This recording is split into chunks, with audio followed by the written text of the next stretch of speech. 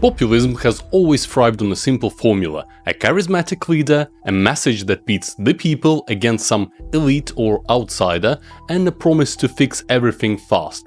Think of it as politics with a megaphone. But in 2025 that megaphone is plugged into the internet and the volume is cranked up to 11. Social media platforms like X aren't just tools for sharing memes anymore, they are battlegrounds where ideas and lies spread like wildfire, and populist leaders are winning big. To understand why they hijack the media and the dangers of this, we're going to look at 3 examples, 2 from today and 1 from history. First, the MAGA movement in the United States led by Donald Trump. Second, Vladimir Putin's Russia, where populism props up a strongman, and then we'll rewind to Benito Mussolini's Italy in the 1920s and 30s. Different areas, different tools, but the same playbook at its core. Let's start with the present. It's March 15, 2025 as I'm recording this video, and Make America Great Again movement is a force to be reckoned with. Donald Trump's populist appeal, built on promises to drain the swamp, bring back jobs and stick it to the coastal elites, hasn't faded since his first campaign in 2016. Of course, there were other big promises that he made, like ending the war in Ukraine in one day, crushing woke movement, and using tariffs to boost America's trade and wealth. But what really is the big change now is how Trump's message spreads. Back in the day, Trump relied more on TV appearances and rallies. Now, X and Truth Social are his weapons of choice. He posts directly to millions of followers, bypassing traditional media entirely. A single tweet or a post can ignite a storm of retweets, hashtags and memes within hours. Take the 2024 election cycle. Trump's team didn't just use X and Truth Social to announce policies, they used it to shape narratives. Posts claiming election fraud, attacking opponents or rallying supporters with slogans like "America First" didn't just reach his base, they got amplified by the algorithms that prioritize engagement. The more outrageous, the more clicks. And here's where the echo chamber kicks in. X's design feeds you content that you already agree with. If you're a MAGA fan, your timeline just fills with pro-Trump voices, drowning out everything else. It's not a debate, it's a feedback loop.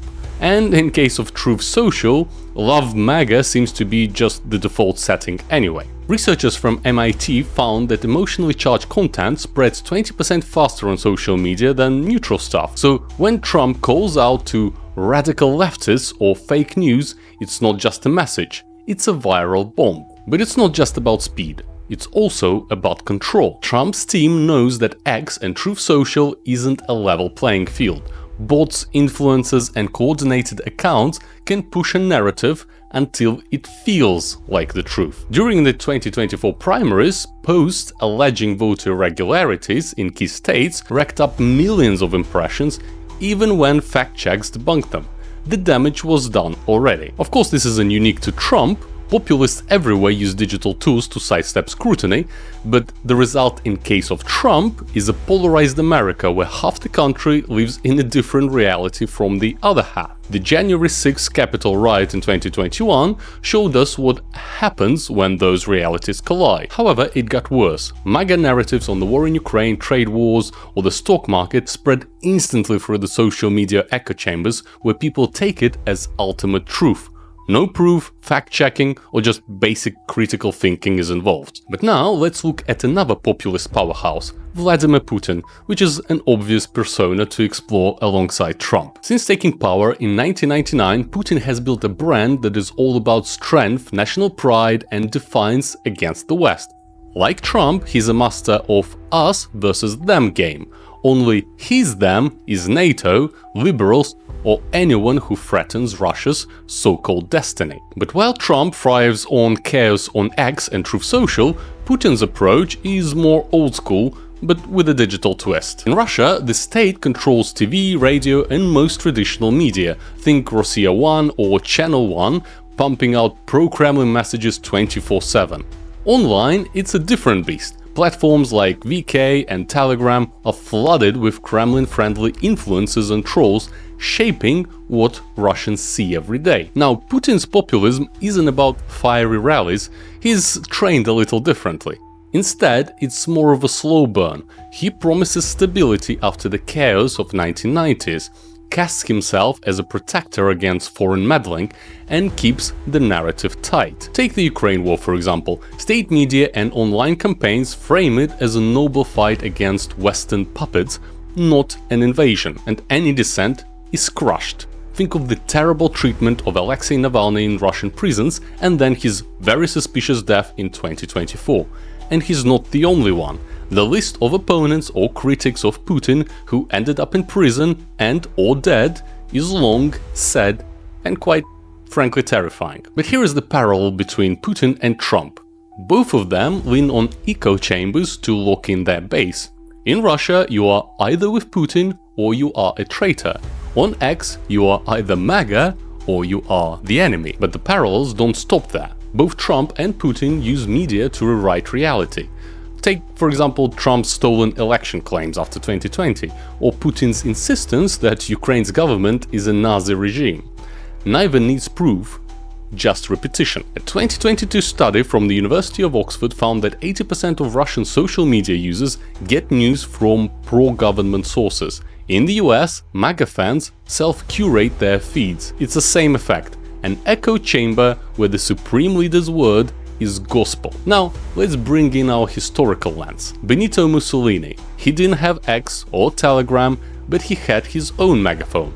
Radio, newspapers, and film. Mussolini came to power in Italy in 1922, promising to restore national pride and crush the elites who'd failed the people after World War I. Now, does that sound familiar? Like Putin, he leaned on control. Like Trump, he loved the spotlight. He called himself Il Duce, the leader, and built a cult of personality. But what made him dangerous wasn't just his speeches, it was how he owned the message. Mussolini's regime turned media into a machine. Radio broadcasts reached millions, hammering home the idea that Italy was under siege by communists, foreigners, and weak politicians. And then films showed him as a heroic figure, strong, decisive, infallible. Newspapers, tightly censored, printed only what the fascist party wanted. The goal wasn't to inform, it was to unify and radicalize. For example, historian Ruth Ben-Guyed, who studied authoritarian regimes, points out that Mussolini didn't just want support,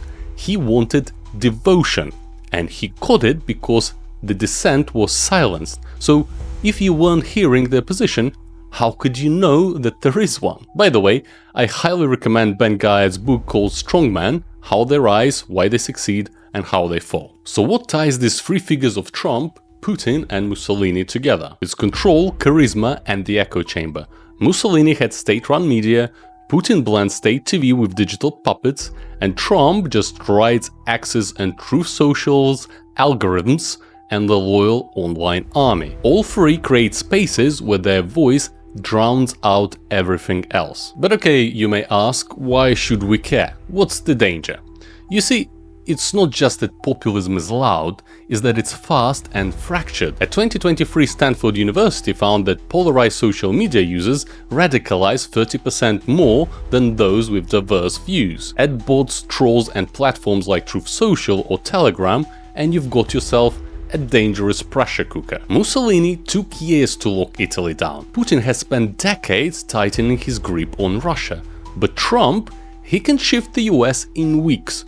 Call Ukraine the aggressor, embrace Putin, start trade wars, crash the stock market, fracture historical alliances, and then, no matter the consequences or facts, sell it as a victory to his MAGA base, which is trapped in a controlled echo chamber. And it's very hard to break free from those information bubbles, not just because it becomes hard to even see an alternative point of view, but because we feel comfortable in those constructed realities. If those people were to look behind the curtain and ask themselves where populism and the cult of personality powered by control of information may lead, they would get very uncomfortable, as they should be. In Italy, it led to a fascist dictatorship by the 1930s, where dissenters were jailed, or worse, and eventually it led to the grand and bloody finale in the World War II. And in Russia, it's an autocracy propped up by fear and where opposition is literally a death sentence. Just look at what happened again with Navalny or Nemtsov or many others. Are those really the examples for US to follow? Already in the US, division is so deep that political scientists warn of democratic erosion and even civil wars. Of course, America's story isn't over, but the cracks are big and they're growing. You see, the tools may evolve, but the tactic is the same. Keep your audience locked in, fired up, and blind and deaf. Digital populism doesn't need tanks or drones, it just needs your screen. So next time you scroll X or flip on the news, just ask yourself, whose voice are you really hearing? And maybe try, as hard as it is, to just find an alternative point of view. And crucially, ask the right questions, because no social media can get you to the truth, but your critical thinking might just. Thank you for watching. Tell me in the comments what's the biggest echo chamber that you've seen online. Putin's trolls, Trump's online army, or maybe something else. And if you found this content to be useful or thought-provoking, please consider leaving a like and subscribing. Thank you again, and I will see you on the next one.